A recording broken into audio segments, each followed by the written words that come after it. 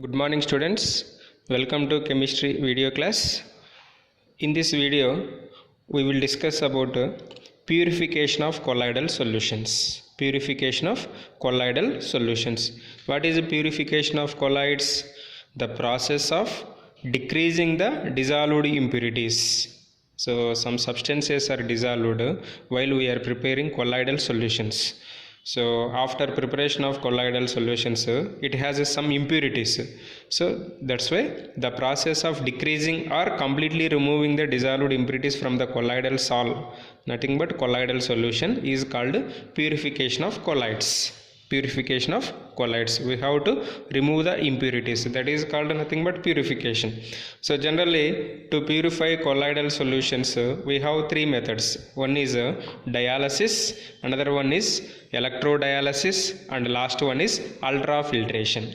What is dialysis? Dialysis is nothing but, actually this term is also used for purification of blood for persons which are suffering from kidney diseases. That is called dialysis. Why? Because blood is a colloidal solution. So when kidneys are failed, the purification of blood is not takes place. In that situation, doctors will suggest dialysis process for kidney failure patients. So that's why this dialysis term is also related to medicine.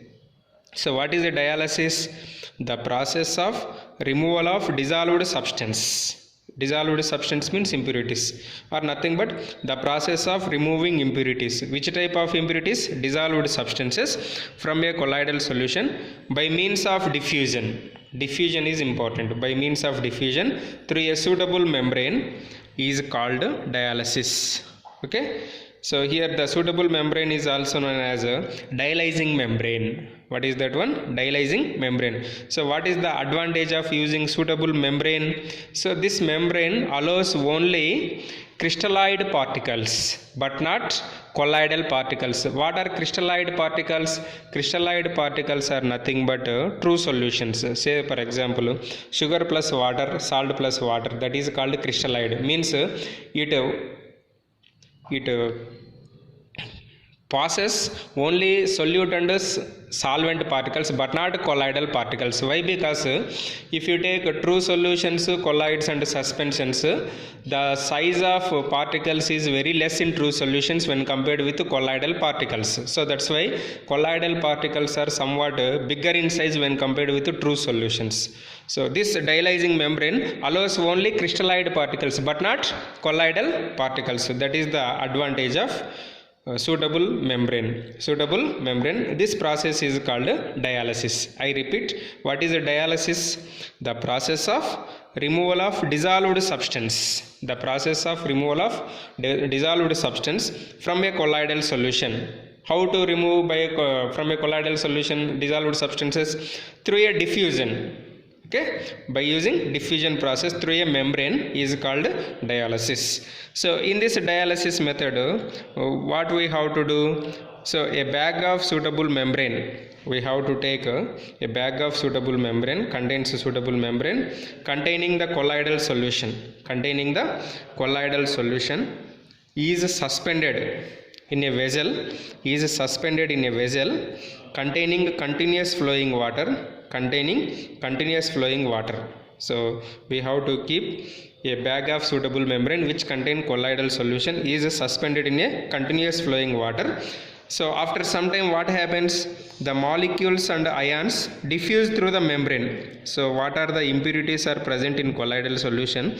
Whenever water is flows, that molecules are diffused through the ions. So that's why after some time you will get in that water, wastewater, water plus crystalloid you will get. Water plus crystalloid you will get. So and pure colloidal solution is left behind in the bank.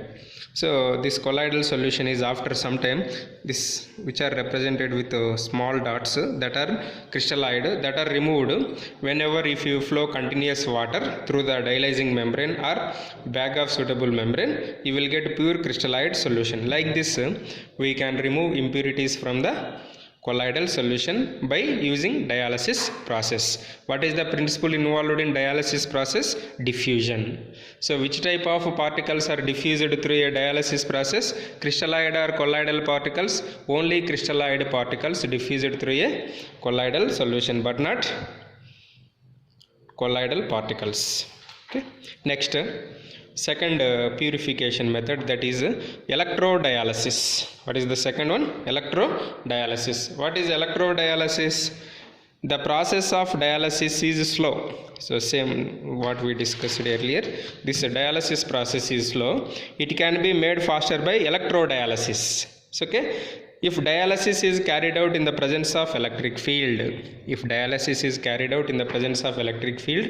called electrodialysis. This electrodialysis method is used only when colloidal solution possess electrolytic impurities. Colloidal solutions possess electrolytic impurities. This is the diagram. Same we have to take, but in addition to that, around the dialyzing membrane we have to apply external electric field through the electrodes. So what are the electrodes? Anode, cathode. Anode possesses positive charge electrode, cathode is a negative charge electrode. Clear? So if you pass electricity through the colloidal solution which is present in a dialyzing membrane, suppose if impurities have negative charge, they are migrated towards positive electrode. Suppose if impurities have positive charge, they are migrated towards negative electrode. That is, impurities are migrated towards opposite electrodes. Why? Impurities possess here electricity, that is charge. Impurities possess here charge, so that's why they are moved towards opposite charge by applying external current through the colloidal solution. So like this we can carry out electrodialysis method. So what is the advantage of electrodialysis method? Electrodialysis is somewhat faster than normal dialysis method. So when we have to apply electrodialysis method, if colloidal solution contains electrolytic impurities, then we have to choose electrodialysis, not normal dialysis. Next, last purification method, that is ultrafiltration. Ultra, not normal filtration, ultrafiltration. The process of separating colloidal particles. From the solvent and soluble solute. Present in the colloidal solution by a specially prepared filters is known as ultrafiltration. I repeat, what is ultrafiltration?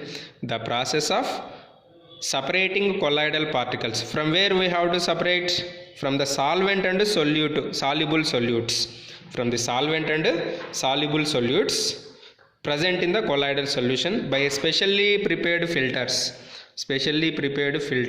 Is known as ultrafiltration. Generally, these ultrafilters only permeable to all substances except colloidal particles. So these ultrafilters cannot pass colloidal particles, but it passes all type of substances. Actually, for ultrafiltration, normal filter papers are not used. Why normal filter papers are not suitable for ultrafiltration? Because due to very large pores, ordinary filters not used for this ultrafiltration. Okay. Then how to prepare ultrafilter paper? Very simple. So the pore size of ordinary filter paper we have to take. So the size of pores is very large in normal filter papers. So that's why the pore size of ordinary filters can be reduced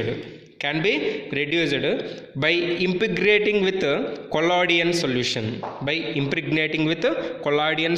Normal filter papers we have to dip in collodion solution, okay, to stop the flow of colloidal particles. What is collodion solution?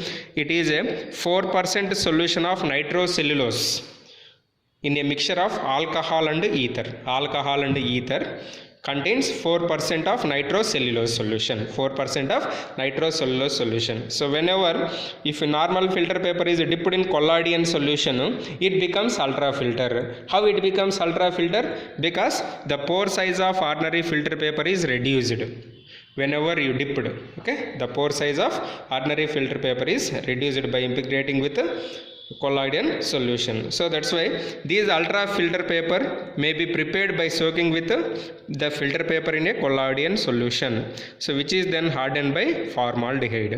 So like that we can remove solute and soluble solute and solvent particles from the colloidal solution. So normal filter papers are not used for ultrafiltration. Why? Due to their large pore structure.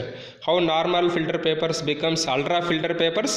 When normal filter papers are soaked or dipped in colloidal solution, it becomes ultrafilter paper. Why it becomes ultrafilter paper? Because the pore size of ordinary filter paper is reduced. The pore size of ordinary filter paper is reduced. So this is about purification of colloidal solutions. In the next video, we will start properties of colloidal solutions. Properties of colloid solutions.